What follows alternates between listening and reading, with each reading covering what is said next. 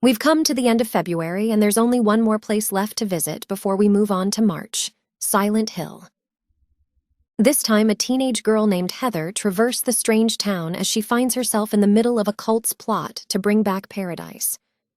This also marks the first game in the franchise where you play as a female protagonist. Funny how they keep waiting until 3 to do that. Now, I must admit I actually played the HD version on Xbox. Let's dive right in.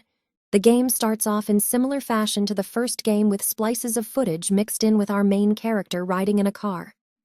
After that, Heather arrives at an amusement park wondering just where the hell she is and how to get out. If you're the player at this point, you're probably wondering the same thing.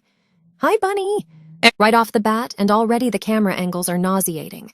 You have your fixed camera angles that were the norm for survival horror at the time, but it jumps around while you're moving. Not in the same style as Resident Evil. It will start doing it when you're in one part of the room. There's a button to move the camera behind you, but that just makes it worse. Is one of Silent Hill powers to make you seasick? Just like the first game, there's a scene where you think you're dead, but you just wake up at a cafe safe and sound. Fool me once, shame on you. Fool me twice, shame on me. I have to say the voice acting has significantly improved since the first game. It still has that undertone of amateurish style to it, but it isn't so distracting this time around. Heather sounds genuine, the detective is passable, and the crazy cult lady sounds like a crazy cult lady. Heather is likable from the start and comes across as a regular teenager being pulled into crazy situations by the nature of Silent Hill. I especially enjoy her inner monologues when you're looking through items in the game.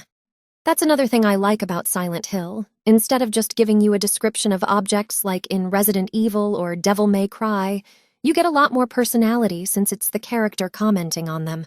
Unlike Silent Hill 2, which has no connection to the first game whatsoever, Silent Hill 3 continues the cult plot established in the first game, and our protagonist is revealed to be the adoptive daughter of Harry from the first game and the reincarnation of Alessa Gillespie. Just when I finally get out, they pull me back in. The girl is quick to anger when she's frustrated. Who isn't at that age? And can be pretty sarcastic, which comes in handy surprisingly well when dealing with the monsters of Silent Hill. Her personality takes a notable shift with the loss of her father, and she fills that void with Douglas, the detective that was hired by Claudia to find her, but upon finding out she sent all those monsters after her, decides he wants nothing to do with her and takes Heather to Silent Hill, supporting her throughout the rest of the game. Claudia's character is actually pretty tragic, almost as much as Alessa.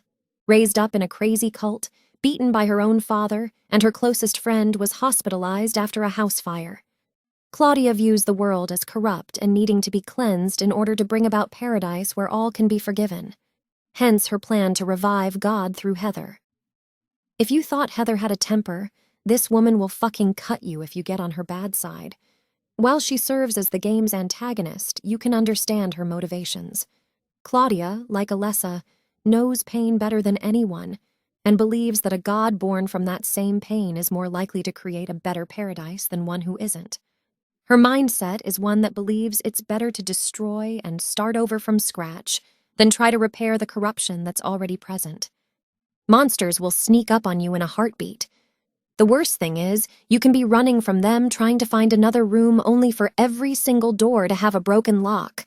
How many locks are broken in this mall? Do they not have a guy to fix them? On the plus side, there's a block button.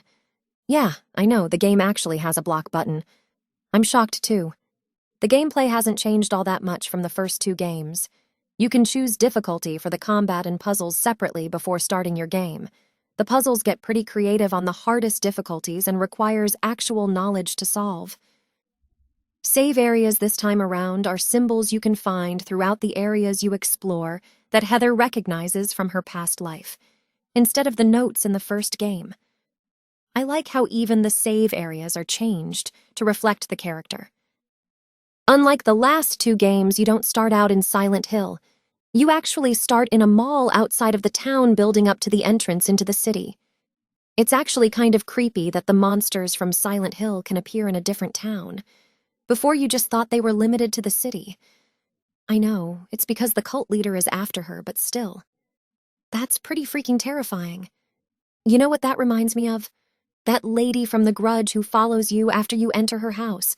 That's just creepy.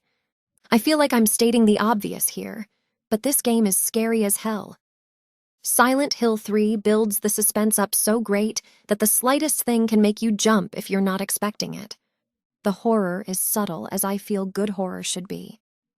You enter a room and turn the camera around just in time to see a monster slowly approaching, and your only option is to run. Ammunition is sacred, so you'd want to save them as much as possible. Unfortunately for me, when I get scared, I shoot things. I should probably work on that.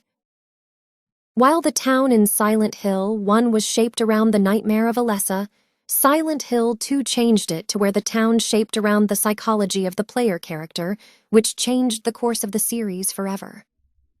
Here the central themes are maternity and femininity, since the cult leader wants to impregnate Heather to birth their god. As such, we have monsters who may represent the fear women have about their bodies when they get pregnant, repressed memories of being abused, and even problematic pregnancies. Even some of the monsters' appearances and the sounds they make can be linked to the female body. It's crazy thinking about just how much imagination and thought went into the symbolism in these games. Like any good symbolism, they're open to interpretation, which can lead to a lot of interesting discussion. A game that gives you something to think about afterwards? Didn't know those existed. What more can I say about Silent Hill 3?